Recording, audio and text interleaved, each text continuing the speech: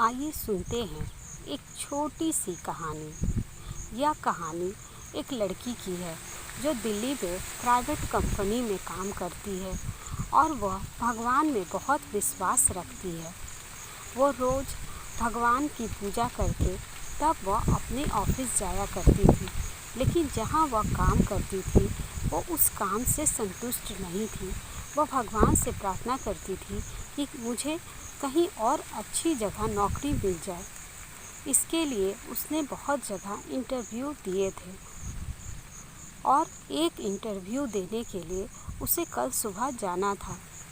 वह रात में भगवान से प्रार्थना करती है कि मेरा इंटरव्यू अच्छा जाए और वह रात में अलार्म लगाकर सो जाती है।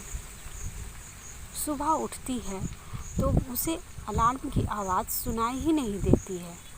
वो झटपट उठती है और तैयार हो जाती है और भगवान को प्रार्थना करती है कि मेरा इंटरव्यू अच्छा जाए।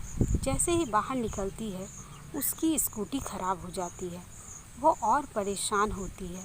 वो जैसे तैसे भागती है और ऑटो लेकर के वो अपने ऑफिस पहुंचती है। सुबह से शाम हो जाती है, लेकिन उस इंटरव्यू वाले का कॉल नहीं आता है। वो अपने खाने के लिए कुछ ऑर्डर करती है। खाना आता है, लेकिन खाना भी इतना ख़राब था कि उससे खाया नहीं जा रहा था। उसने जैसे तैसे खाना खाया।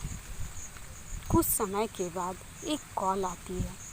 ये कॉल वही कॉल था जो उसका सुबह से उसका इंतज़ार था। वो इंटरव्यू देने के लिए जैसे ही तैयार होती है उसके बैटरी डिस्चार्ज हो जाती है।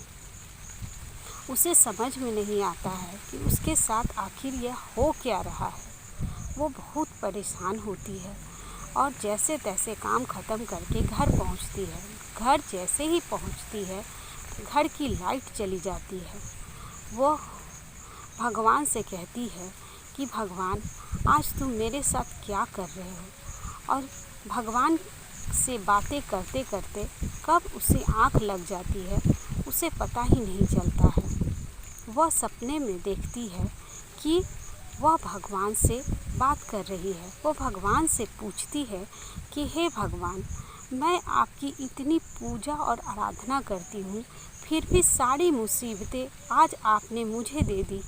आज मेरा इतना इम्पोर्टेंट कॉल था, फिर भी उसे मैं कॉल पे बात नहीं कर पाई। तभी भगवान जी कहते हैं कि मैं अपने भक्तों का बुरा कभी नहीं होने देता हूँ। मैंने जानबूझकर तुम्हें अलार्म नहीं सुनने दिया। अगर तुम सुबह उठकर चली जाती तो तुम्हारे गाड़ी से तुम्हारा एक्सीडेंट हो जाता। और जिस कॉल की तुम बात कर रही हो वह सही इंसान नहीं था। और अगर मैंने लाइट नहीं काटा होता तो तुम्हारे घर में आग लग जाती।